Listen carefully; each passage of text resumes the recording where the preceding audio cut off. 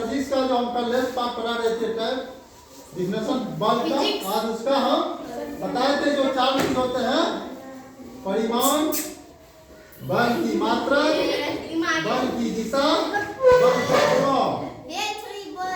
ये परिमाण बता चुके हैं। बल का परिमाण क्या होता है? बल कम या अधिक बल की माप बल का परिमाण कहलाते हैं। क्या कहलाते हैं? बल के परिमाण। जैसे कोई कमजोर आदमी है, कोई ताकतवर आदमी है, तो वह बल की उसे माप होता है। जैसे 5 सिलेंडर की गाड़ी है, कोई 3 सिलेंडर की ट्रैक्टर है, कोई 2 सिलेंडर की है, कोई 10 हॉर्स की मशीन है, 5 हॉर्स की, वह बल की क्या कहलाता है? परिमाण कहलाता है। जो बल की माप होता है, जो बताता है ये कितना ताकत का है, इसका बल कितना यूनिट काम करता है, वह बल का परिमाण कहलाता है। जैसे बलवान आदमी कमजोर आदमी का अपेक्षा अधिक बल लगा सकता है। जितना 10 हॉर्स के मशीन जितना काम करेगा उतना 5 हॉर्स का नहीं करेगा। जितना एक छोटा बच्चा काम, एक बड़े आदमी जितना काम करेगा उतना छोटा बच्चा काम नहीं करेगा।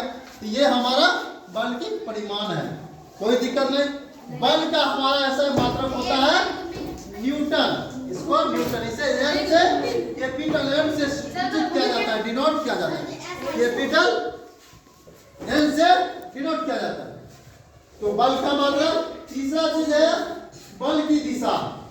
जिस दिशा में बल काम करता है वो बल की दिशा कहलाता है। जैसे मान लिया जाए हम ये जा रहे हैं, बल का ये जा रहा है, तो बल किस दिशा में काम कर रहा है? आगे की दिशा में। हम मुड़ गया, सीधा जाए पश्चिम भाग, पश्चिम दिशा में काम कर रहा है। फिर इधर मुड़ गया, दक्षिण दिशा में काम करता है। इधर मुड़ गया, पूर्व दिशा में, इधर मुड़ गया, उत्तर दिशा में। ये बल की दिशा। बल जिस दिशा में जाता है, वस्तु जिस दिशा में जा रहा है, उसे बल उस दिशा में काम करता है, वही बल की दिशा कहलाता है। और बल की प्रभाव। आइए, और जो भी बहुत ही इंपॉर्टेंट है बल का प्रभाव। बल का निम्नलिखित प्रभाव है। किसी वस्तु में गति ला सकता है। जैसे ये क्या किया, ये है बेंच, इसको हम गति ला दिए। क्या हुआ? कुर्सी में गति ला दिए। इसको हम गति को रोक दिए। क्या हुआ? गति को रोक दिए। इसको हम दिशा दे दी। क्या दिशा दे दी? आ रहा सीधा दिशा में, इसको मोड़ के हमें भारतीय की दिशा में कर दिए। ये बल की दिशा। हमें बल को की प्रभाव के कारण किसी वस्तु को हम आगे कर सकते हैं, पीछे कर सकते हैं, दिशा उसकी बदल सकते हैं। बल की प्रभाव के कारण हम किसी वस्तु को आकाश से उड़ा सकते हैं, किसी वस्तु को हम आकाश से गिरा सकते हैं। ये मेरा बल की प्रभाव है। किसी को दिक्कत नहीं। किसी वस्तु को हम रोक सकते हैं, किसी वस्तु में हम गति ला सकते हैं, किसी वस्तु में उसकी दिशा बदल सकते हैं।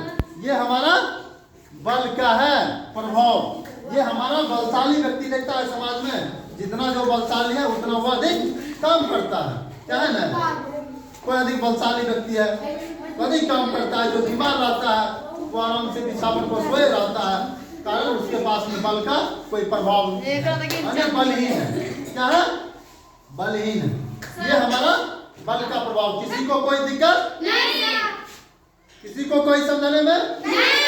आज की टॉपिक यही खत्म किया जाता है।